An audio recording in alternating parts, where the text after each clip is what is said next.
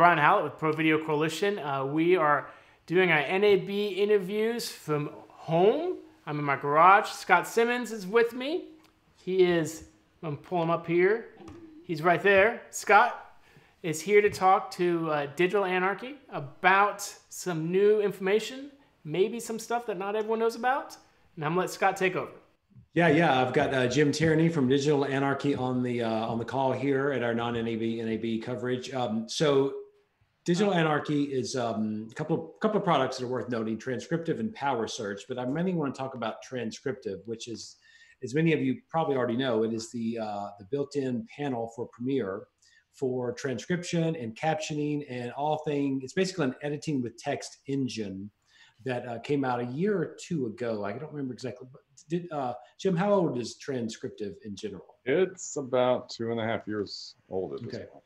Yeah, I remember NAB a couple of years ago in the plug-in pavilion, you had an old manual typewriter, and I was like, "What the hell is that thing?" And you were like, "It's for our new product." And and I did an extensive review of Transcriptive 1.0, but what we're here to talk about is 2.0 because it added a few key features. One of which I think I probably asked about from the first moment I opened it up, which is clip mode. But Jim, I'll let you kind of give us an overview of what's new in 2.0. Sure. So, I mean, one of the big new things is clip mode. And so that allows you to get a transcript for just an individual clip. So you select a clip in the project panel, you can transcribe just that, you can edit the transcript just for that clip. You don't have to drop it into a sequence, which is kind of how you previously had to do it. Everything was kind of sequence based. And so now you have the ability to either do sequences or clips. So that's one big new feature. So the old workflow is still exactly the same of working with stuff in a timeline. I got you. Okay. Yeah, because I mean, a lot of people want to build out the sequence and then generate a transcript based on the edits and all that stuff. So that workflow is still there. But if you want to do it with clips, you can now do that. We've also changed the text editor around. It's a lot more word processor-like at this point. And most people think that's a good idea. There's a few people that like the old way of doing it. So we are trying to bring that back on the website version. Mm-hmm. So that was a pretty fast way of editing transcripts. But most people, most editors only edit transcripts occasionally. And so there was just kind of a bit of a learning curve every time they wanted to go into Transcript. Right. Well, I would tell people who've been on version 1 who jump into version 2, you definitely have to look at how the new text editor, the transcript editor, works in the transcriptive panel, because if you get in there and you start hitting I and O and things like that, you're going to mess up your transcript. I found it's basically, if you use the control modifier on the Mac to do like control play, control in, control out, it sort of feels like that modifier just lets you do the basic playback stuff. But if you don't have a lot of editing to do, it's really fast now to just click in there and to be able to do it. Yeah, so it just makes it a little bit easier if you're not editing transcripts, all the time. But for those people that do edit transcripts a lot, we are looking at bringing back the old way of doing it so that you can send your transcript up to transcriptive.com, edit it there, and then send it back to Premiere. Well, let me ask about transcriptive.com, because that was a sort of a new product that came along. How integral is transcriptive.com to Transcriptive, the Premiere panel? It's now what we're using for transcription. So the old days of Speechmatics versus IBM, choosing which one is gone. Yeah. So now it's all basically through us. You can choose Transcriptive AI, which uses kind of a basket of AIs on the back end to generate the transcription, or you can still stick with Speechmatics if you like them and you're happy with that. You can still use Speechmatics, but everything's going through your transcriptive.com account. Okay. And so you no longer have to buy minutes from Transcriptive. You can just pay as you go via Transcriptive. You no longer have to buy minutes from Speechmatics, and then you can just use your transcriptive.com account to either use Transcriptive AI or Speechmatics.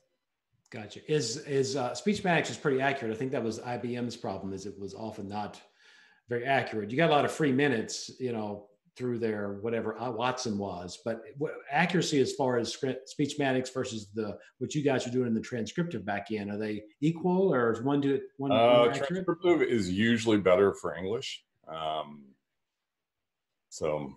That's if you're doing English, try out both and see which one works for you. Yeah.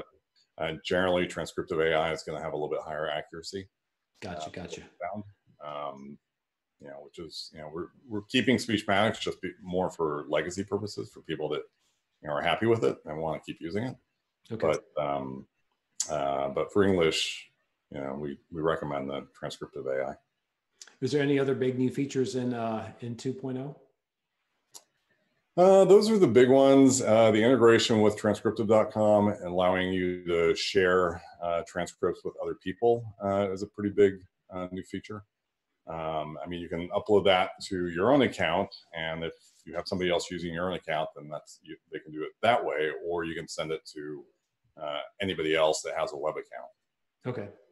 And so that's kind of a big new thing. Obviously, the improved transcription accuracy is pretty big. And I think those were kind of the main new features. There's a bunch of little kind of preferences and other things going on. One of them, explain the one about the speech alignment that you can utilize that feature without an internet connection. So how can you do anything transcription related without an internet connection? But what was that all about? Well, if you already have a script, you can bring that into Transcriptive, import that in as a text file or whatever, and we will, you can now align that to the audio in your sequence for free.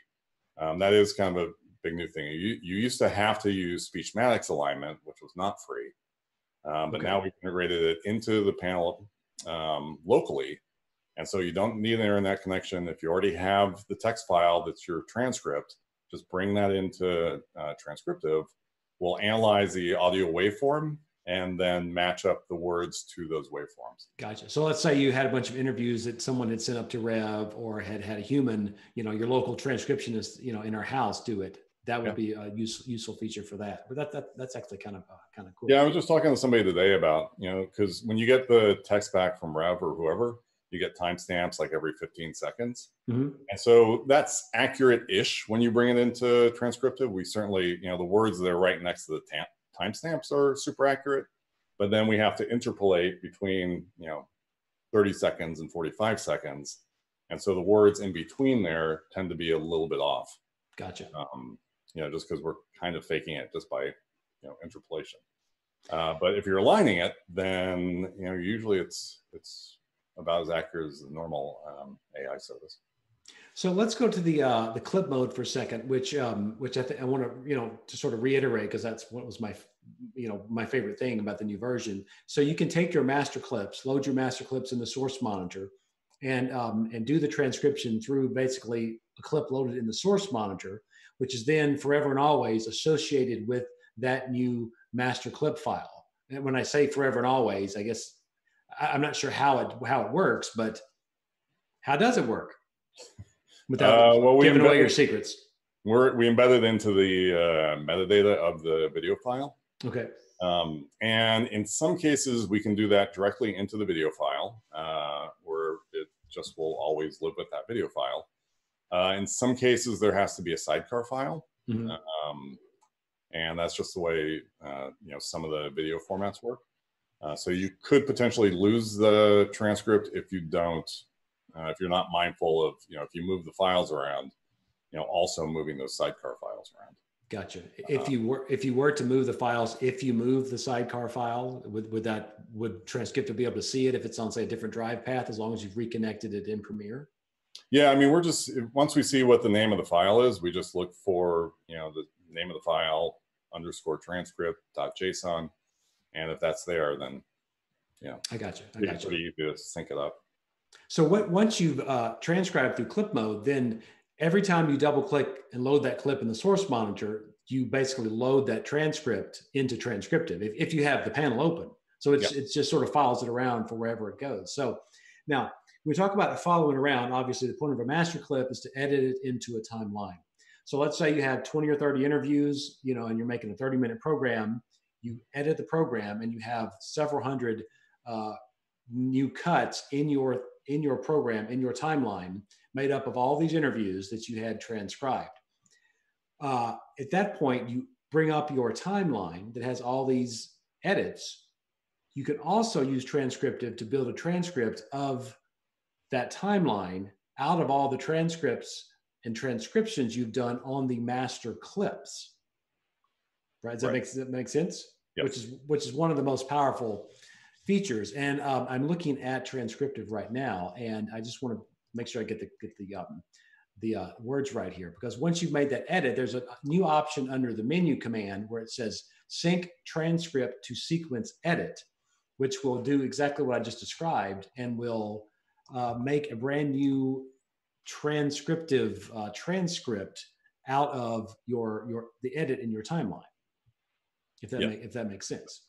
So explain to the audience. Makes sense to me. I don't know if anybody else is following.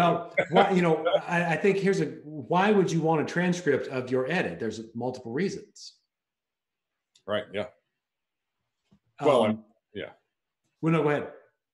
Yeah, I mean, I was just gonna. I mean, obviously, if you've got, depending on what the use of, certainly for the final edit, you want the final transcript, right? Mm-hmm.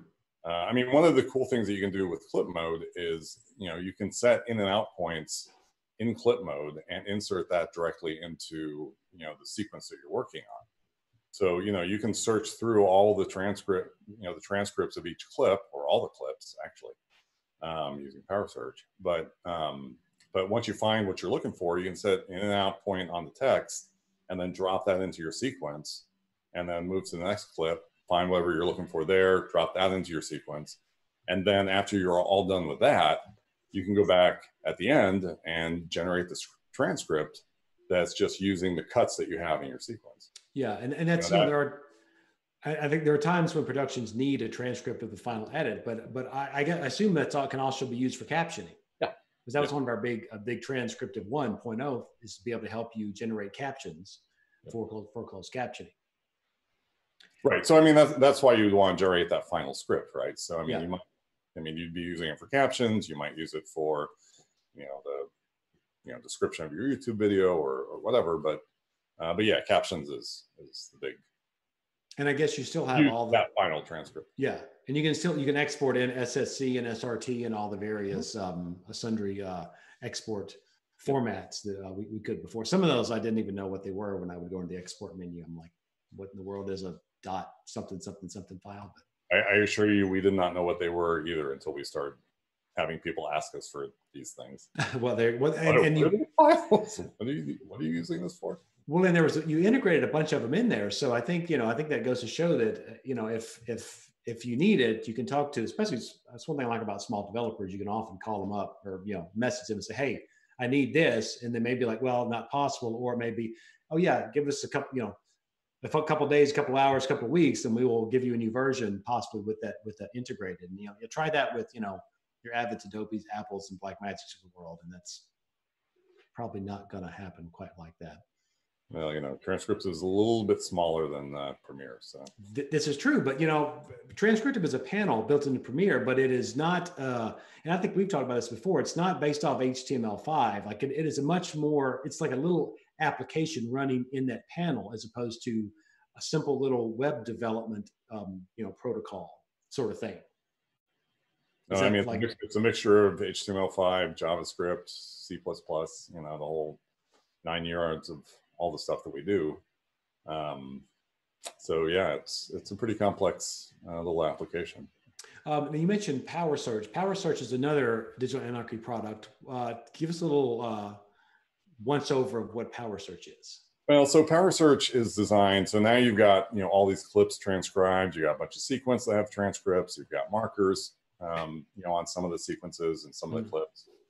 One of the first things that people ask us for, like, all right, fine, we can search one sequence, but how do I search all the stuff in my project? Mm-hmm. And so Power Search is the answer to that. Is it'll search through everything that has a transcript in the metadata, whether it's in markers, whether it's attached to a sequence, whether it's attached to a clip, and then give you search results just like you would get in Google or anywhere else. And you can click on those search results and it'll jump to that point in the clip or jump to that point in the sequence. So it makes it really easy to search through just everything in your project. Gotcha. So well, is that a place where obviously you have to transcribe the clips first to search the transcription? If you have added a marker yourself throughout clips or throughout timelines, will it search the own text that you've typed into a marker? Yeah, I mean, it'll search any metadata. I mean, you don't even need to get, I mean, if you get a transcript somewhere else and it's attached to that video file, it'll find it. If it's in the, most places put it into the speech analysis metadata. Mm-hmm. And so we'll find it there. If it's in the markers, and it is, yeah, I mean, we're just going through the Premiere project. It doesn't really have anything special about the data that we create. Gotcha. So, if you've added your own markers, or if you've got markers from some other transcription service or, whatever, Power Search will find it. Well, I think I've heard you describe Transcriptive as, it's not just a transcription tool, but it's a sort of a text-based, searcher / editor / I don't know what words I'm looking for, but like it's more than just for only transcribing. Yeah, I mean, the transcribing is kind of the main bit, but then once you have this transcription, you can do all sorts of things. You can edit with text, which is what I was talking about, like searching through the clips and setting in and out points and inserting it and all that. You can now search, if you're just digging through, you've got like 100 clips in your project and you're like, where did that guy say that thing? Mm-hmm. As long as you know what that thing is, you just type it in and, especially into Power Search, and it'll bring up all the instances of, where you say Scott Simmons. And it just makes it very easy to find stuff. Cool. So now, so transcriptive, you have to pay for the transcription costs, which are, I mean, transcribing is not super expensive anymore. I don't know what the exact numbers are. I don't know if you know what. So it's 8 cents a minute for us. If you buy the minutes in bulk, if you say you buy $150 package of minutes, then becomes 4 cents a minute. Okay. So that's a whole lot of hours of transcription for not a whole lot. Sure. It's basically $2.40 an hour for transcription. And then the plugin itself, that is a separate cost. Yes. What's the cost so the on plugin, basically our big NAB announcement for that, which this is the first place that we've talked about it, is we're dropping the price from $299 down to $149. Very nice. So that's a nice price drop. So couple that with some minutes. I think, and that's one thing I think people, if you buy Transcriptive, the plugin, the tool itself, buy that package of minutes, and then it's nice just to have that bucket of minutes sitting there, and you can just send stuff off kind of willy nilly, and without having to think about, okay, what's this going to cost me at this point? And I just think that it's a huge time saver when you're editing talking heads to have those transcripts available to you in multiple places, which is what Transcriptive gives. But it's cool to hear the price drop. Yeah, and we're also adding, transcriptive.com, which is now, has been in beta. That's getting launched at the end of the month. That's going to be $20 a month if you just want to use the web-based version of it. Okay. If you buy the panel, you get that free until the end of the year. And then even then, it'll be like $7 a month or something after that for panel users. But that makes it more of a collaboration tool. So you can now send the transcript and the video to somebody that's just using the web. They don't have to have Premiere, and they can edit the transcript for you. They can search through it, and then send that back to you, edited. So it just makes it much more of a collaborative type of tool. Sure. Yeah, you can put the directors to work doing something useful while you're trying to build the edit. All right, Jim. Hey, thanks very much. I hope that next year we'll be back at NAB again in Vegas. Back to real life. So stay. You're in California, I think, right? Yes. Yep. Well, stay safe and stay well and keep your hands clean and all that kind of good stuff. You too, man. Thanks.